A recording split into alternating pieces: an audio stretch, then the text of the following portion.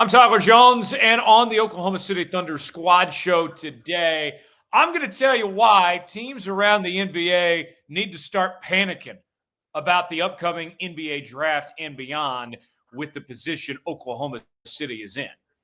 I'm Rylan Stiles. I'm going to tell you why Aaron Wiggins has gotten even better this season. I'm Jeremy Lamb, and I'm going to talk about J-Dub's return. This is Locked On Thunder Squad Show, the twice-a-week show where Thunder talk gets real. No filters, no fluff, just raw takes, sharp opinions, and straight-up passion for the game, the way only Locked On Podcast Network knows how. Let's drop some dimes and squad up. The Thunder Squad Show starts now. What's good, everybody? Welcome in to the Thunder Squad Show. Tyler Schultz here with you. So glad to have you with us as we get plenty on tap on today's program as we're talking about Jalen Williams and his return. Also, we'll talk about the reemergence of Aaron Wiggins and what his role could potentially look like for the remainder of this season. There are a few injuries going on with Oklahoma City right now. Who are the next men up that we need to be watching for? And we're already looking ahead to the offseason. We know the Thunder have plenty of draft picks.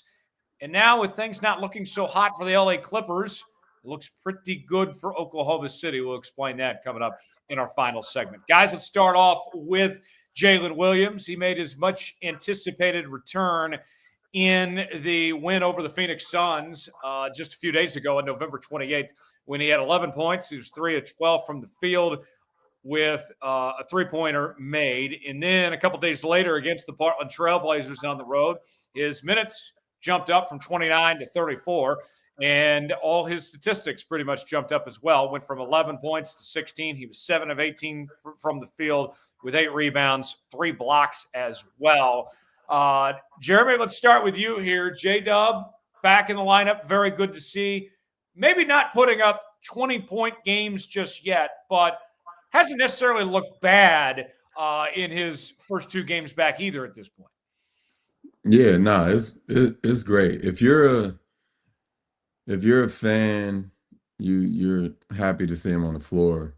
But me personally, I'm super happy just to see him back already from the mental standpoint, because when you get injured, it's kind of hard sometimes to think that you can get back to that point, that you can be that player that you were. You know, he's all NBA, he's an all-star. He does everything on both ends of the floor. So him coming back is huge, not only for the team, but for his mental.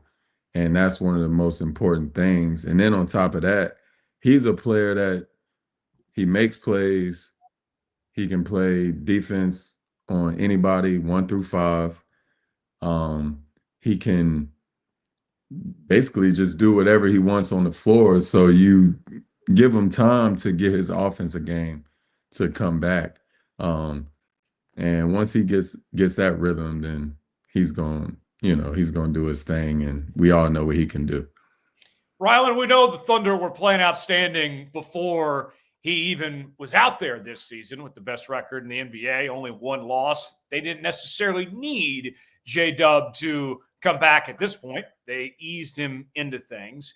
And now you see with him on the floor, and I'm saying to myself, kind of like what we talked about last week on the show, with the way Chet has played so well among the other guys also in this rotation at this point, they can take their time with J-Dub and ease him into things. You know, Jeremy thinks that Chet's the number 2 option now. Time will tell. We'll see. But at the very least, there's no pressure on J-Dub, I feel at least, to make sure that they get him up to full strength in a timely manner, not having to rush things. Yeah, they don't have to rush anything with Jalen Williams. And I think that when you look at his game, he's kind of let the game come to him thus far. Like on Friday against the Suns in his first game back, he was really a facilitator, a pass-first guy. It led to some massive assists, led to some great opportunities for the Thunder to get easy buckets.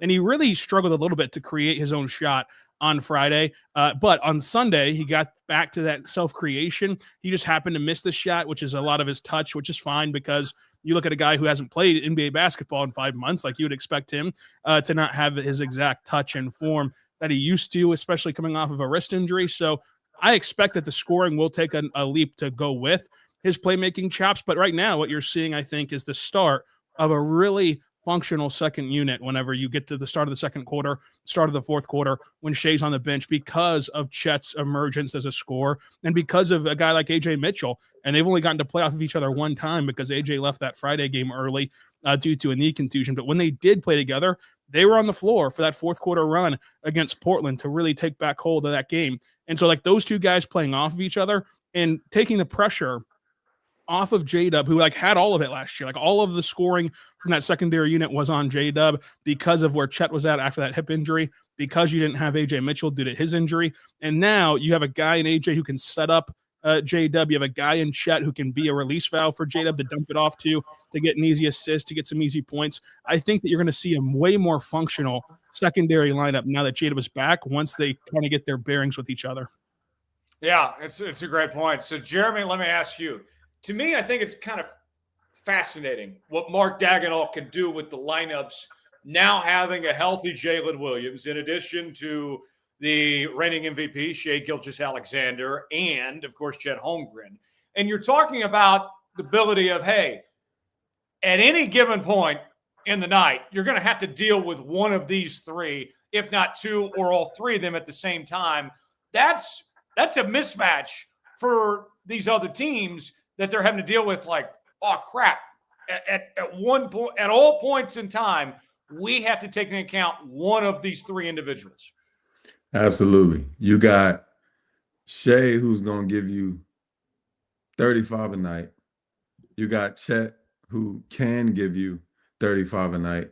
You got Jalen Williams, who can give you 35 a night. You got Wiggins.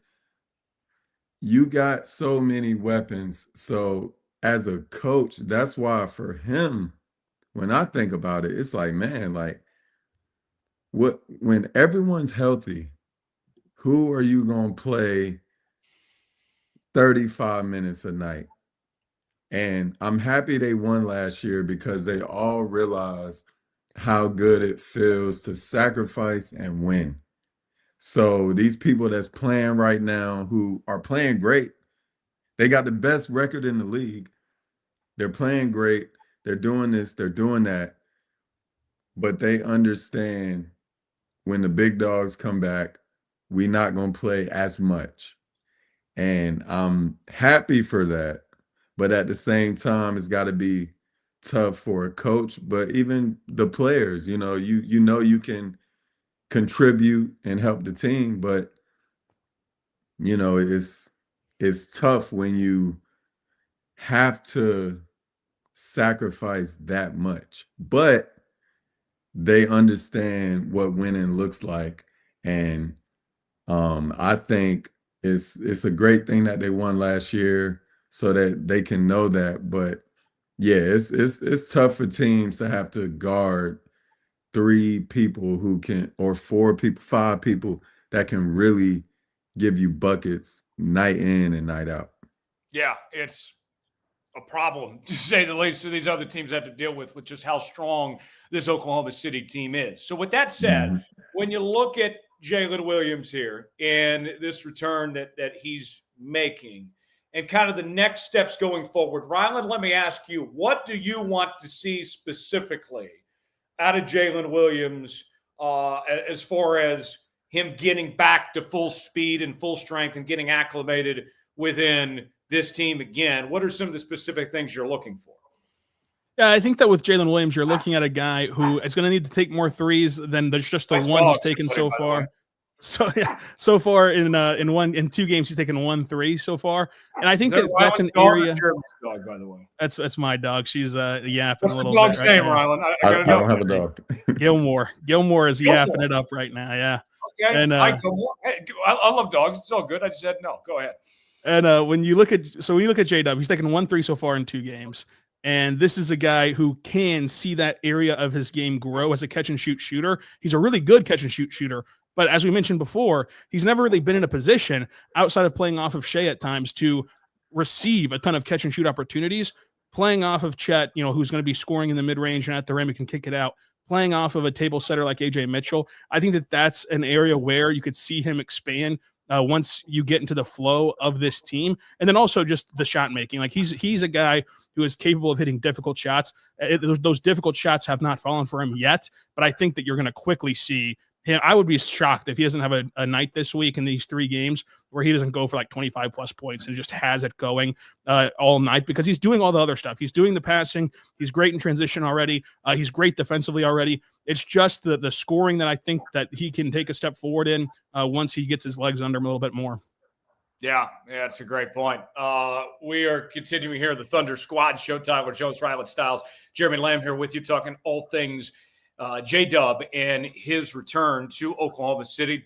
Jeremy, let me pose to you the same question here. What are some things that you'd like to see from Jalen Williams over the next few games here? For me, I want to see him be clutch. I want him to hit big shots. I don't care if he scores 30 or 40. I want to see him be clutch, whether it's defensively getting big steals or whether it's, like you said, hitting, some big spot up shots or creating on his own and hitting some shots, getting to the free throw line. But I want to see him clutch. I think he's done everything for me to say, like, he's a big time player. So year after year, I want to see clutch plays. I want to see him hitting big time shots, whether it's 50 seconds left in the game or if it's the game winner. I want him to hit clutch shots. And I don't think his stats really matter if he's averaging, like I said, 30 or if he's averaging 20 or 18, whatever it is. He got to be clutch for me. We'll kind of wrap up here in just a moment on this topic, but Rylan, the Thunder, because he missed enough games where he's not eligible for postseason awards, this is something that's going to give them a lot of flexibility when it comes to this salary situation here with what they're saving, close to $40+ million here.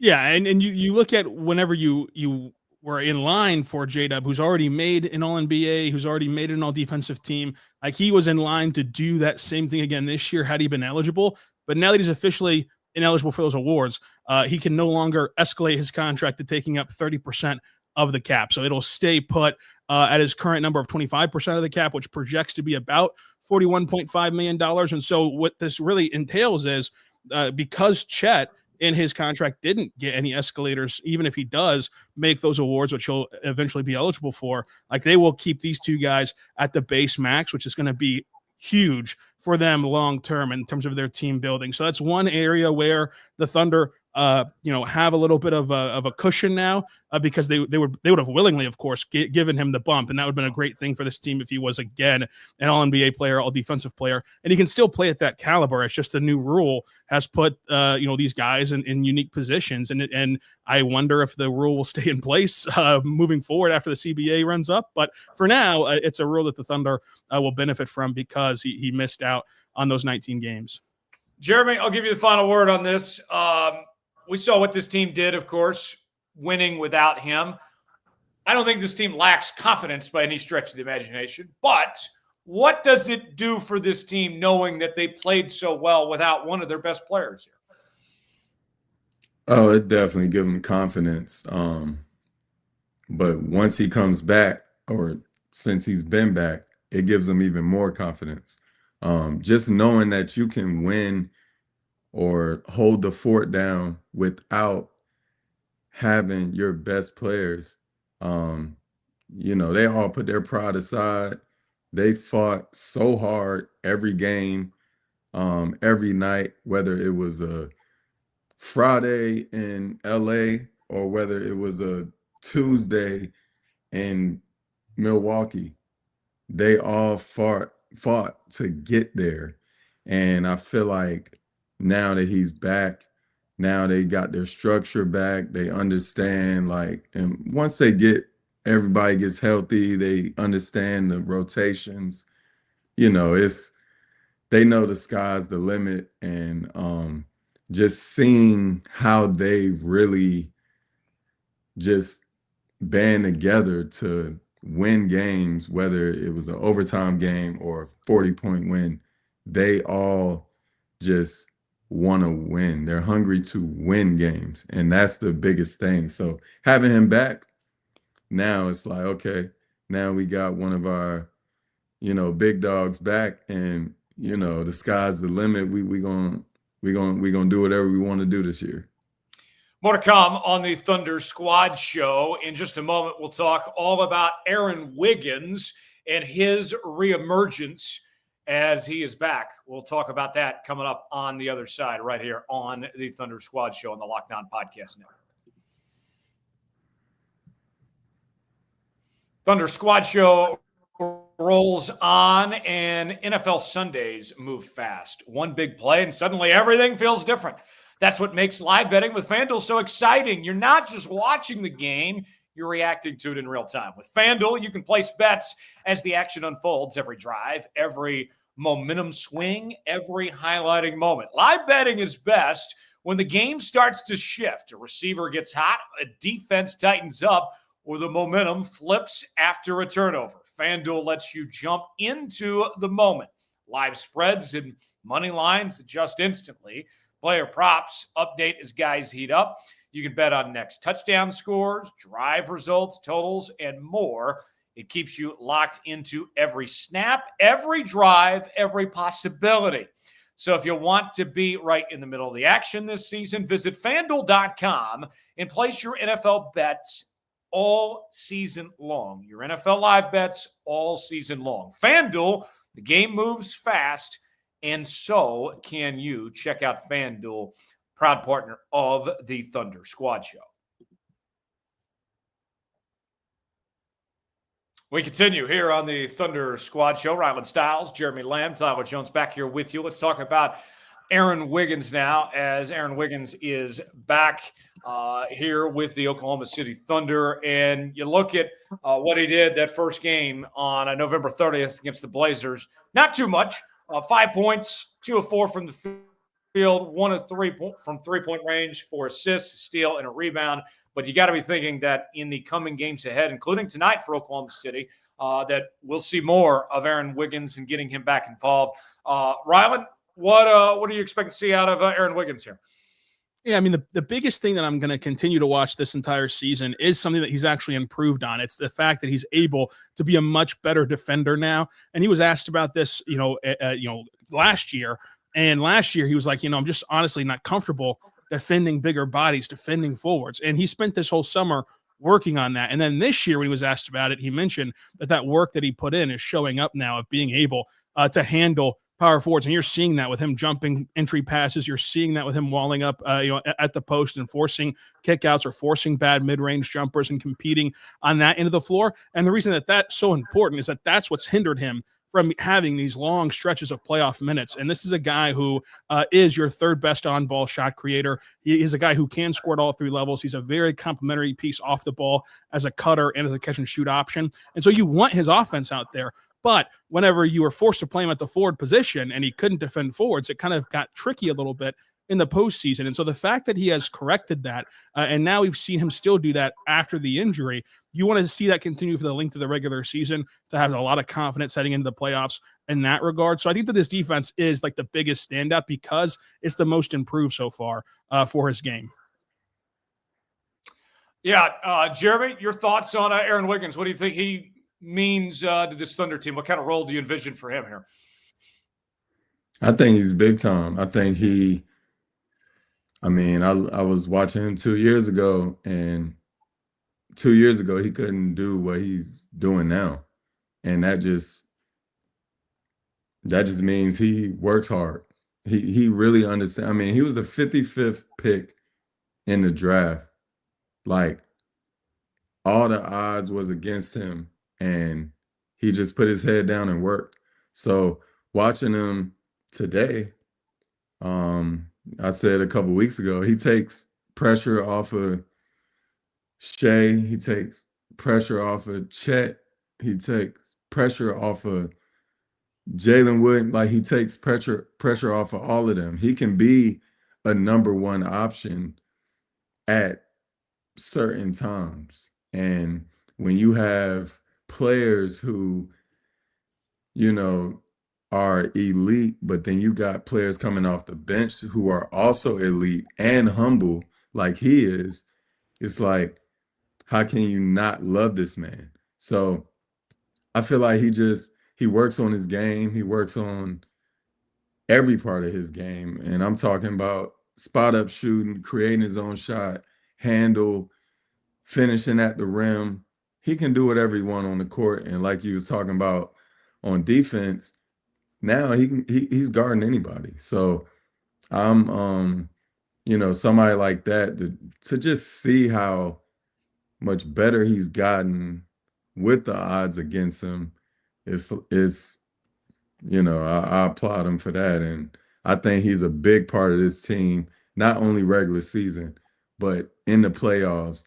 That's who you need, by your side, fighting for you, but also hitting big shots, making big plays, making big defensive plays. It's so much that he can do on the court. And it just looks, it's great that he has been getting better year after year after year.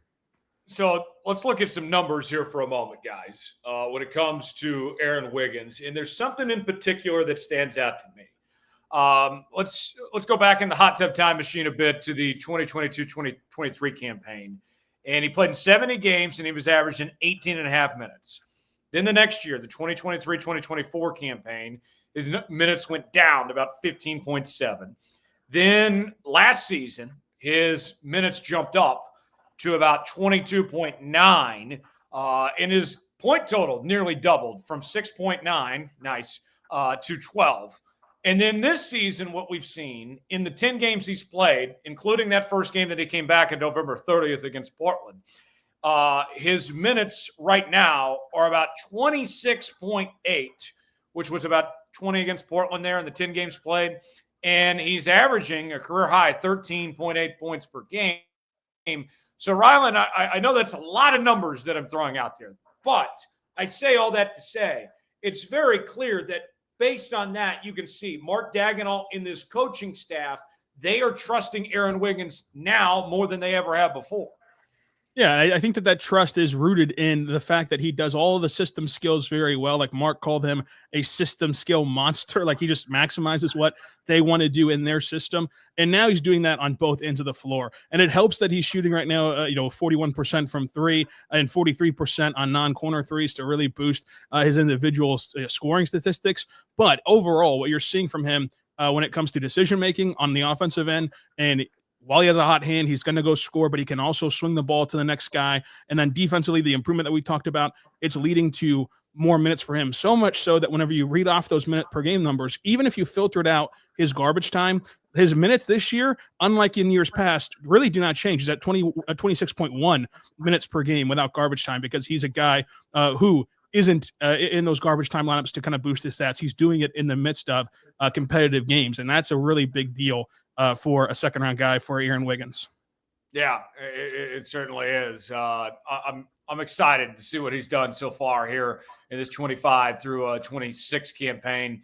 And, we talk about the assets here. When you play for Mark Daigneault, you got to be able to play defense. We know that. But the three-point shooting as well, right now his three-point percentage is about 41.3%. From the field in the 10 games played this year. I mean, Jeremy, it kind of goes without saying, any team in the league is going to take somebody that can play 3 and D. Mark Daigneault especially is going to love a guy and reward somebody like Aaron Wiggins here that can be a 3 and D guy. But he's even more than that, really. Oh yeah, he's way more than 3 and D. And just like I said, just seeing his game, how he can handle the ball. He makes the right plays. You would think somebody who's so good on offense, you look at his stats and he's making the right passes. Like, that's hard to find.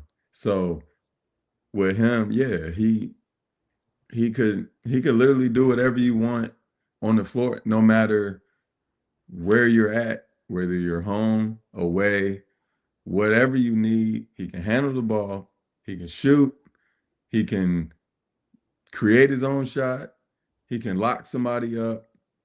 And yeah, somebody like that, you gotta find minutes to have him on the floor. Big game, small game, no matter when it is. He has made his mark on this league, and it doesn't matter who it's against, who they're playing against. It doesn't matter. So I think he's made himself a big time player. But when you're on a championship team, he's not considered a superstar, and I put that in quotes. But he's on a team with superstars right now, and he's playing his role as a superstar role player, and you got to respect him for that. He doesn't complain. He doesn't ask for more minutes. Nah, he does his job when they say, look, come on, let's do it. And that's what he does. So, Rylan, I was thinking about this scenario for a second, folks. All right, bear with me here on this. So, if you go back to the postseason last year, one of the things the Thunder had a problem with is that the three-point shooting sputtered at times, and the offense was a little bit lethargic. And they did find ways to work through it for the most part, but there were times that the offense did kind of completely just go away, and nobody had a hot hand. What I'm thinking about when we get later on in the season, when we're talking about playoff basketball, Rylan, is that if the Thunder are in a situation where they're in that lull of sorts, where they need somebody to come in, they need to get the offense going, need a bucket of sorts, Aaron Wiggins has got to be one of the first guys they're going to turn to here.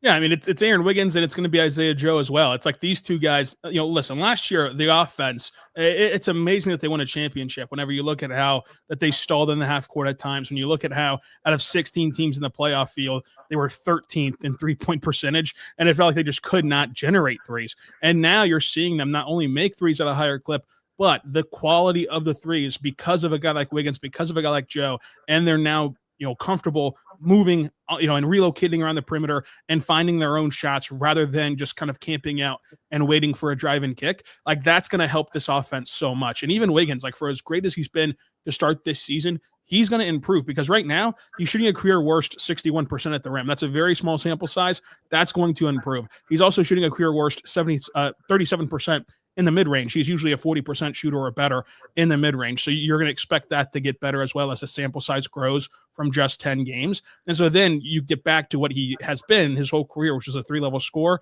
and it ties back into that defense. You can feel more confident now calling upon a guy like Wiggins, who's thought of to be more of an offensive player. You can feel more confident calling his name to get into that game in a moment where you need some offense because the defensive drop-off is no longer so significant if this trend keeps up and he continues to be a really impactful defender. So it really benefits this team long-term to have Aaron Wiggins and to have Aaron Wiggins playing to this version of himself. All right. Before we take a quick break, I do have kind of an off-topic question, but my phone is just blowing up with people asking me about this. This question for Jeremy. I've had Thomas and Maddie, among others here, some of my people asking, Jeremy, what's the nails we got going today? Is this Christmas theme now? I mean, some of it's Christmas theme, but yeah, we got a little tile nail right here, paper. You probably can't see it, but this is the sweater. Okay. And this is Snoopy. Snoopy. I love and then, Snoopy. Yeah, this is just a shiny nail. Just okay. I've just never to do. painted my nails, Jeremy. What should I do here? Yes. Hey, I think you should do. We'll talk about it. You should do the pinky nail, and let's do just like a yellow nail with a smiley face. Okay. That's how I started. So we'll start like that. And I think I got enough y'all nails. got to do it. I got enough nails to spell out Thunder Up. We could do that, Oh, we could do that. There you go. Yeah. Yeah, we'll talk about it. We got a lot to talk about. Back to basketball in a moment here, the Thunder Squad Show. On the other side, who's going to be the next man up? There are several injuries with your Oklahoma City Thunder. Who's going to step up? We're going to tell you some names to watch in just a moment right here as we continue on the Thunder Squad Show.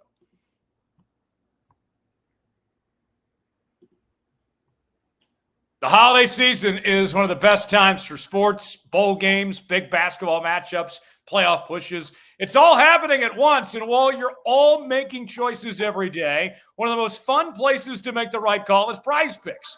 Prize Picks is the easiest way to get in on daily fantasy. Just pick more or less on at least 2 player projections, lock in your lineup, and you're in the game. It's simple, fast, and available in 45 states, including California, Texas, Florida, and Georgia. Prize Picks has added an extra layer of excitement to the holiday sports schedule. Creating a lineup takes less than a minute, and the app makes the whole process smooth. The early payout feature is a great bonus. When your lineup starts strong, you may get the option to cash out early. And the new Stacks feature lets you choose the same player up to 3 times in one lineup, like more on QB passing yards, touchdowns, and rushing yards.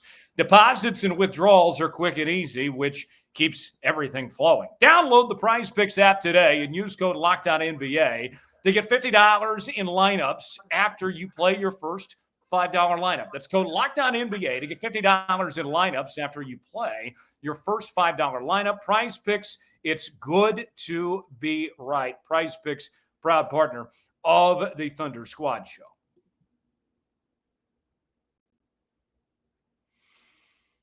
Thunder Squad Show rolls on as let's go over the injury situation as here is what's going on right now with your Oklahoma City Thunder at the moment, folks.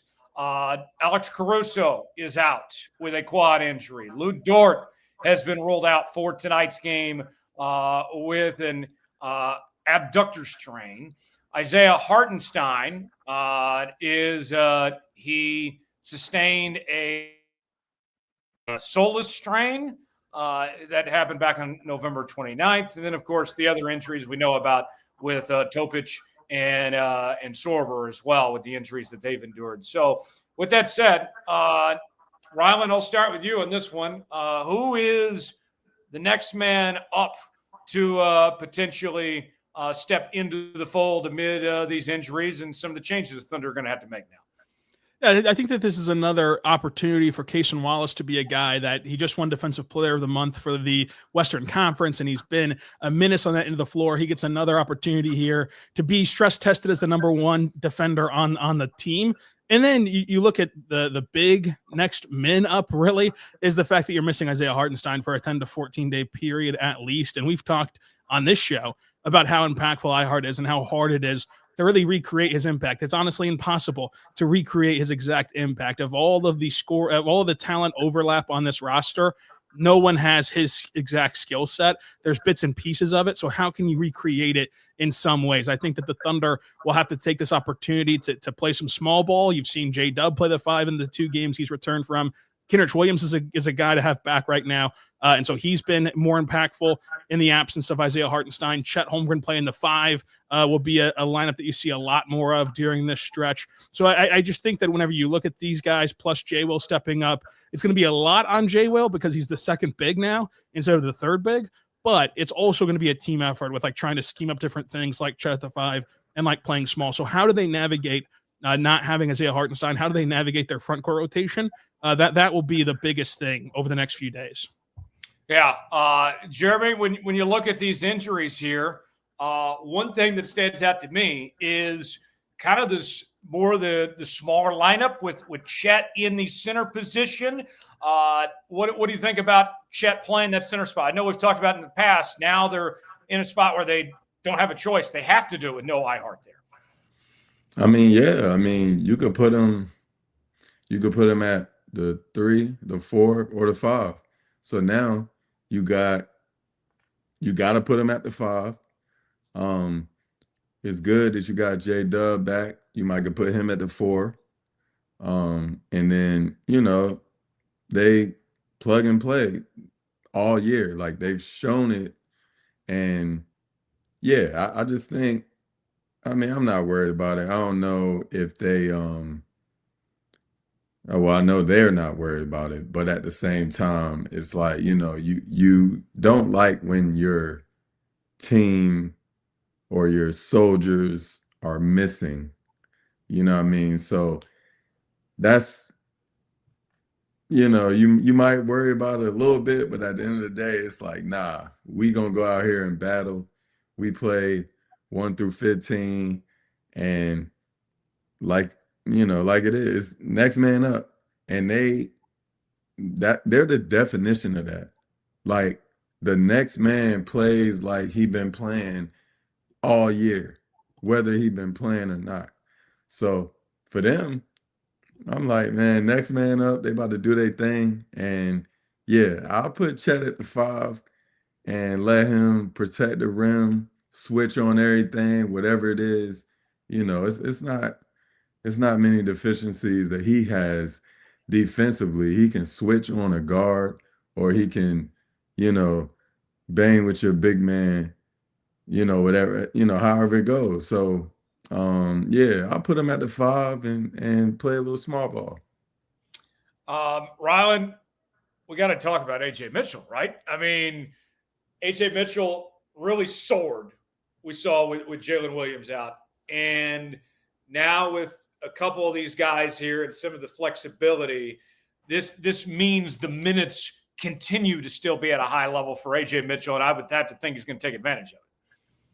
Yeah, I mean, AJ Mitchell is going to have to continue to be a guy that makes plays defensively. Like, this is someone who has gotten better on that end of the floor. Marcus talked about him physically, like just getting bigger and stronger, and that's helped him show his chest to the ball and be able to defend at the point of attack level. But he's also been really good at being in passing lanes, getting deflections, and letting guys clean up on the backside of the play. And so I think that whenever you look at AJ Mitchell, it's a lot on him now whenever you're down 2 of your best point of attack defenders in Caruso and in Dort. Like, that will have to be something that he continues to do, but also his table setting and getting downhill, getting to the free throw line, and getting and generating points will be big. Whenever you look at him and J-Dub playing together, this is going to be, I think, the biggest storyline of the week.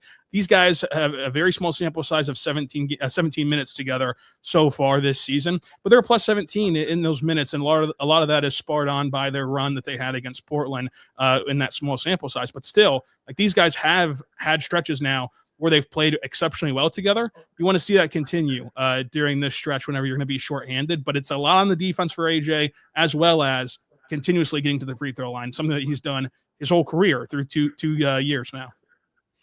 I think with Cason Wallace, too, will be one to keep an eye on, Jeremy, because I think everyone here loves Lou Dort. And, he's about a top 3 player of almost every Thunder fan out there. There's no disrespect to Lou Dort whatsoever. But I think we all know that in a perfect scenario down the line, that job would belong to Cason Wallace, that Cason Wallace is the future of sorts when it comes to that spot. And so if they can continue to see Cason Wallace step in and play at a high level at these times when you don't have Lou Dort, it's going to make you feel a lot better about Cason Wallace and his prospects into the future going forward, I would think, Jeremy. I don't know who's the future, but I will say this. Me being an offensive player, I would much rather play against Lou Dort, because Lou Dort is like a physical, over antsy type player, and Cason Wallace is a little more disciplined. I love Lou Dort. I think he's great defensively. But me personally, playing against certain people, I already know how I can get an advantage. Cason Wallace, this man has great hands, great feet, and he's disciplined.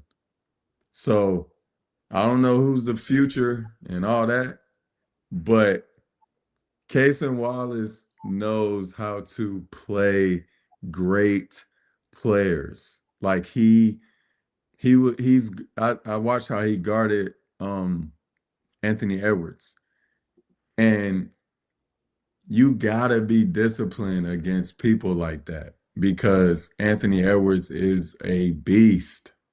He knows how to get the upper hand on whoever is guarding him. And for him, he's strong. Cason Wallace is strong.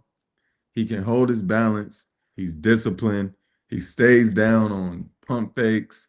Like everything he does, it's like, how you gonna get an advantage on him? So I think Cason Wallace is one of the top defenders in the league, no matter who he's guarding, because his discipline when it comes to guarding great players is admiring for sure.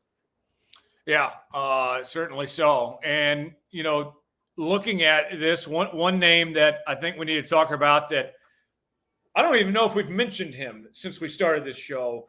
Kenrich Williams, Rylan. This is somebody that came back from injury relatively recently. And if you need other options, like you talk about going deep into the bench, he gets totally forgotten about, and he's not a bad player either. Yeah, I think that whenever you look at Kenrich, he's a guy who can defend and really stick his chest into the game and stick his nose into it at the rim, despite his frame. Like, he's a very physical player. And, whenever you are trying to conjure up these bits and pieces of, like, for example, Isaiah Hartenstein's game, like, yeah, J-Will can do the whole high post playmaking thing, like, to a lesser extent. And Kenrich can do the physicality to a lesser extent of, like, obviously he's not the 7-footer and the size that iHeart is, but he does not back down in the painted area. Like, he's someone who really puts a body on guys, and the Thunder need that. He's an enforcer, and he's someone who plays with a lot of grit. And for a long time on this team, he was the only guy who could really enforce and who could really impose their will physically onto players. And so I think that having him back, the one thing that I think matters the most, especially whenever you don't have Caruso, is that kind of spark plug ability. And we think of that typically as scores, but in reality, how many times have you seen, even for as great as the Thunder have been, I mean, they're 20-1 and they have the best net rating of all time if it holds, but there have been games where they start a little sluggish, and then insert Alex Caruso. Caruso changes the intensity. He changes the approach for the rest of the team. Kenrich does that same thing. Like, he's a leader on this team, and anytime he steps on that floor, he's playing 110%, and then it rubs off on his teammates, and in a matter of moments, he's really flipped the switch despite a quieter box score. And so I think that with Kenrich, it's great to have a guy like that back, because while he is a leader, Jeremy, like you know this, like, there's only so much leading you can really do on the bench in street clothes. You can do some, but it's way more impactful whenever you can actually be in the game with these guys. And he's done that in his time being back these last 3 games. Yeah. Hold on. Let me go ahead, Jeremy. Yeah. Let me respond to the TJ Truth. He said, you don't make an all defensive team being undisciplined. I'm not saying that Lou Dort is undisciplined. Oh yeah. I'm saying that Cason Wallace is a little more disciplined. And go watch the games, and you will see that Cason Wallace doesn't make the same fouls that Lou Dort does. So yeah.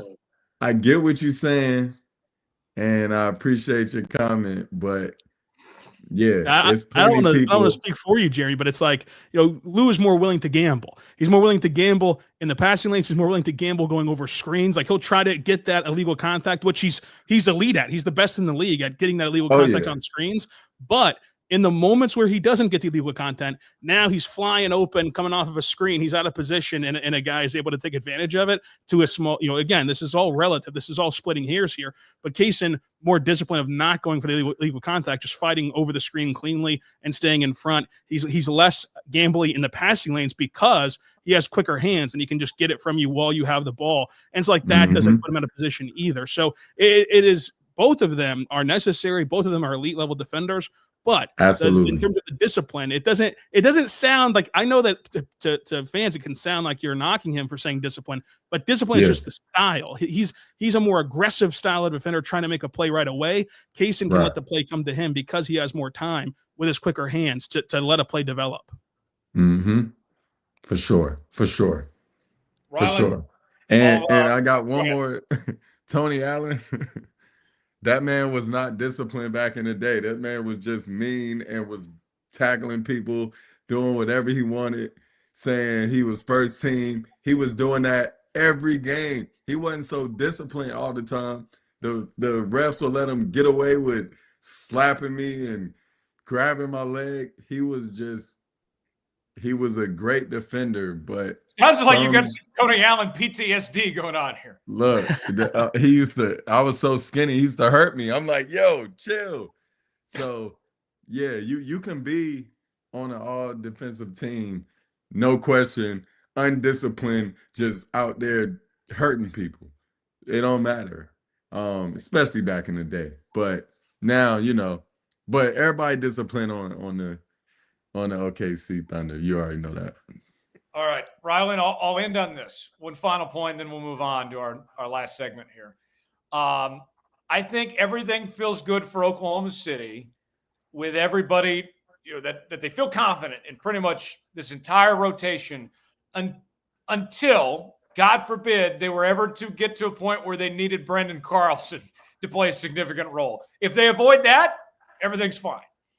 Yeah, I mean, Brandon Carlson, he's a really, really good G League player. Like, he's exceptional at the G League level, but he's a tweener guy. Like, his skill set can help in a pinch. You saw him last year be pivotal in their home win against Cleveland, but it's exactly that. It's like a pinch. It's a break glass in case of emergency.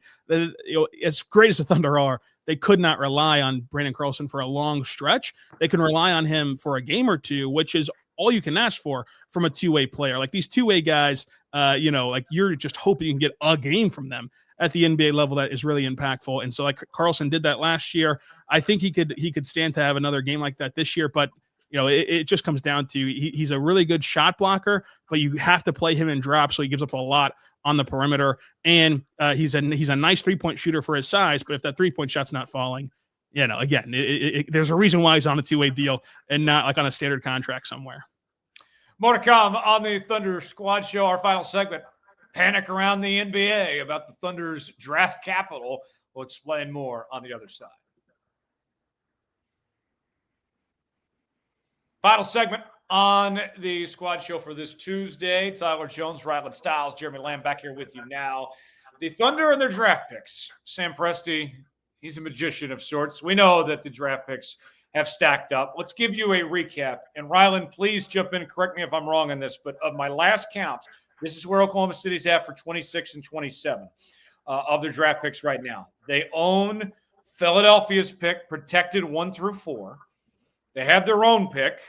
They have Utah's pick, protected 1 through 8.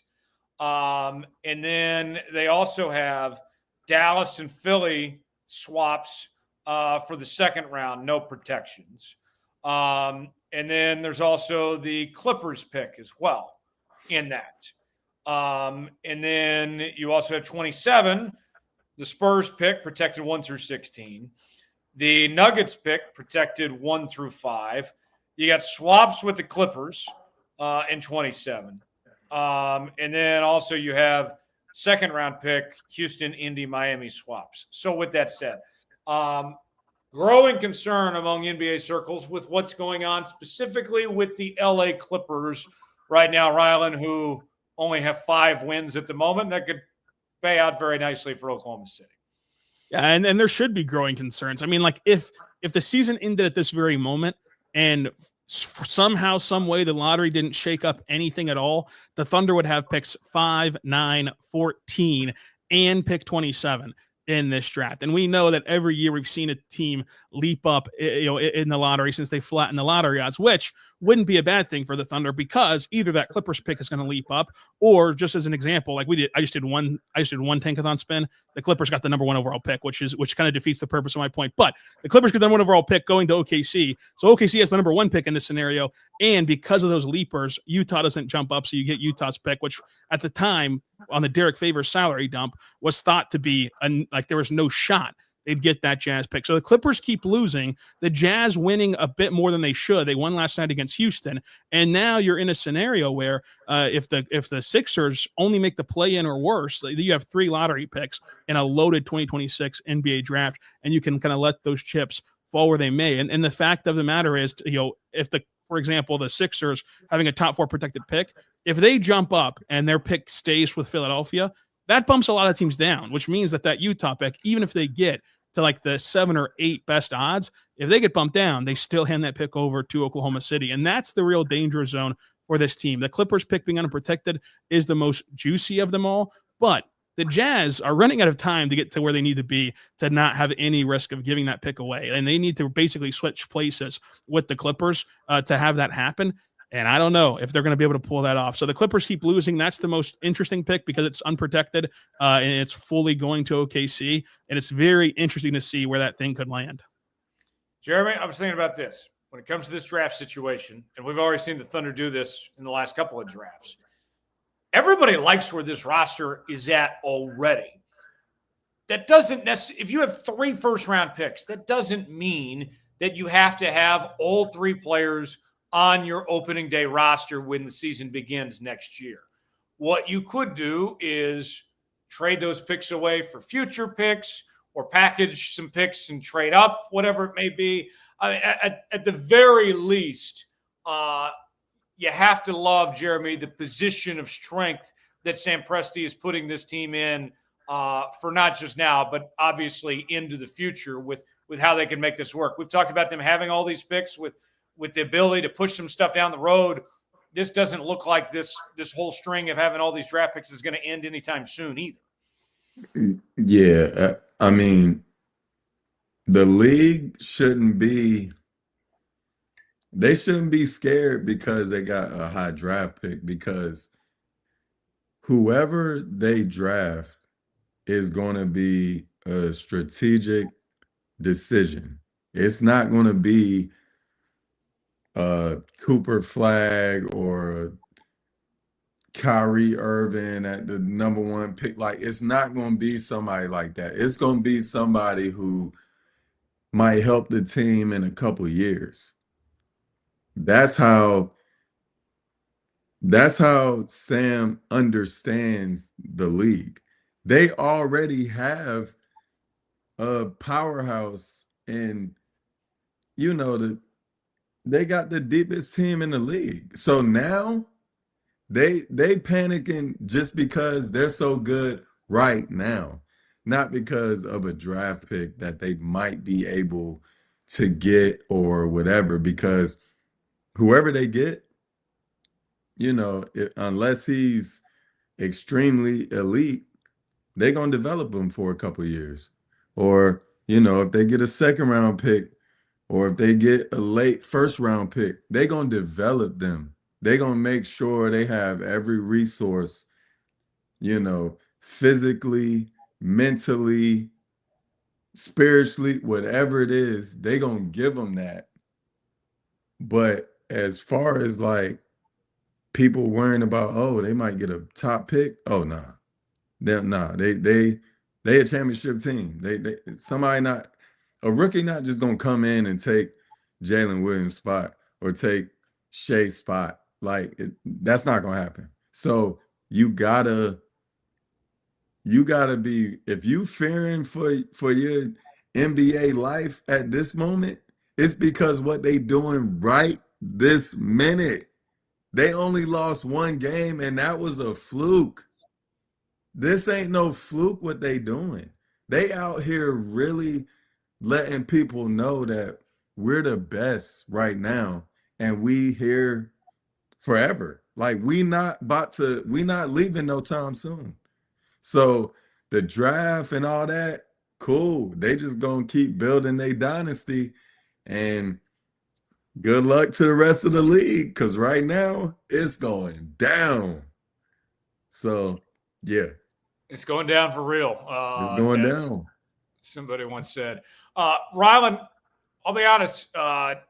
I have not really begun much of my NBA draft prep for next June, but there are a couple players I do like. Is there anybody that already potentially catches your eye that should be on the Thunder's radar of sorts? Yeah, I mean, if they ended up getting like the out of this world outcome of like getting a top 3 pick, I mean, obviously Darren Peterson's everybody's number 1 guy, but Cam Boozer would be a brilliant fit for this team and a fit in multiple ways as a guy who is a modern day big man who can crash the glass and who can play make and who can score for himself and just fits this Thunder system so perfectly, especially as you have some tough decisions to make when it comes to retaining this roster. And I think that just shows like why there is concern around the NBA about how good this team is, because it never feels like it's going to end, because you have a situation here where there's a lot of teams out there who would love to have a first round pick, much less the amount that the Thunder have. And so while they can just trade these picks for future picks and then be loaded up for the future in like 2033, when these picks really will matter because the roster will change so much, that lets them reload their assets. And I think that these picks will be at a premium to reload future assets. You saw them do that this past season where they had 2 first round picks and only walk away with 1 at the end of the day because they traded Nick Clifford to the Kings for a future pick. I think that they're going to do the same thing this year where they're going to take some guys in this draft. This draft's a really good draft, but they're also going to use some of these picks to get them set up for a few years from now, whenever the picks will be even more important. Look, this team is so good, to Jeremy's point. The last 2 lottery picks have not logged a single minute for them. Now, it's been due to injury, but you haven't missed the beat whenever you've had 2 lottery picks not log a single minute. How many other teams in the league could have a lottery pick for 2 years now not play and have another lottery pick this past June not play and not feel it at all? And like, that's the unique position that this Thunder team is in. And so like with the Thunder's ability to find value at all parts of the draft, including an AJ Mitchell, who's a 2nd round pick. I mean, most of this roster is 2nd round pick, undrafted guys. So you're looking at a team who maximizes all of their advantages. And now if they get a top pick in the midst of this, then it becomes really scary really quickly, like a Cam Boozer. But there's guys all over the board. Like even if there's not some like great scenario that sees the Thunder land a top 3 pick to get one of like the 3 known guys. You look at a Jaden Quaidance from Kentucky who hasn't even played yet, but was awesome as a 17-year-old in college playing for Arizona State. Like that guy would make a massive impact for this team as a power forward. Even on down the list, Dame Sarr would be awesome for this team on the wing. Like there's a lot of Thundery guys in this draft because the Thunder have built a roster that is for the modern era. They were ahead of their time in cultivating this system to where now all these youngsters are playing to this way to fit this team's identity. So there are some names out there. It just kind of depends on where the pick ends up falling. But the biggest thing is their ability to restock these mountainous assets because they can just trade them to teams who really need the cost-controlled contract right now. And it just also puts them in a panic because what is going to stop this team? If you look at it and you're someone who believes that the CBA and the salary cap will stop this team, well, what's the best way to leverage that? By drafting really good young players who are on cheap contracts. So they have that avenue. They also they're not even a tax-paying team yet. They won a championship last year while getting paid by other teams to win that championship. They could do that same thing this year as a non-tax-paying team. And so it just feels like this impending doom around the NBA of like, well, what's going to stop this team? Because I don't know what can. Jeremy, let me ask you this. When you look at how the Thunder operate, the G League side, formerly the D League, is a big part of their growth process, their development of these players. You were in the G League system for the Thunder with the Tulsa 66ers of my hometown in Tulsa for a couple seasons there and got to be a part of that. And of course, they've moved operations in the last several years to Oklahoma City with the Blue. Tell me from your perspective, how big is that for the Thunder of their development side of things to have the system in place there to work with the Blue like they do? Yeah, absolutely. Before I got in the league, they told me, well, not OKC, but my vets told me, people like Lou Will, like different people that I knew, if you go to the D League at that time, then it's a downgrade. It's like, yo, why? Like, you got to go to the D League. It's like, man, I got drafted and I got to go to the D League. But Sam Presti told me that they sent me down there to develop, and they still cared about me. It's like, oh, okay, y'all still care. So I took that time to try to just get better. So now Sam really made it a thing where you can get better. It's not a downgrade. It's a place where you can develop, and yeah, the team can still watch you and say like, look, we care about you, but we need you down here right now so that you can get some reps, so that you can stay in shape. And I didn't understand that when I was young, but now if you go to G League now, which is the G League, it's a blessing. If they send you down there, go down there and do what you gotta do. Play well, work hard, drink water, do those little things that's gonna help you, because back in the day, like I said, if you went to the D League, it's like, yo, you sorry, yo. Like, what's wrong with you? Yeah. Now, the way they did that is perfect. And the way they use their G League team now is perfect. So it's not a downgrade. It's something that you should try to just make sure that you get better. Because if you don't, then it's no point in doing that. Yeah, it's certainly changed a lot. I mean, you're still not playing in front of a ton of people by any stretch of the imagination, but that's not what it's there for. It's a development system, and it's been very successful. I mean, heck, even LeBron had to go down to the G League at one point this year as he was rehabbing from injury. So, yeah, that's going to show you how things have changed. We got to run. Before we do, Rylan, real quick, plug away. You got coverage tonight. We're also back here on Thursday for another squad show. What's ahead this evening? Gonna be a late night for Rylan here. Yeah, late night. Going to recap this Warriors game for you to enjoy on Wednesday morning. Going to have Brandon Rabar, Justin Martinez on the show the next couple of days. Recap that Mavericks game 5 days a week. Locked on Thunder, plus after every single game, plus our squad show. We'll be back on Thursday, 3:30 p.m. Central Time here on YouTube and on your podcast afterwards. So it's going to be fun to recap this week of basketball again. Can't wait to do it all. Appreciate you joining us, folks. For Jeremy Lamb and Rylan Stiles, my name is Tyler Jones. Thanks for joining us. Have a great rest of your day, and we'll see you on Thursday right here on the Thunder Squad Show. Perfect.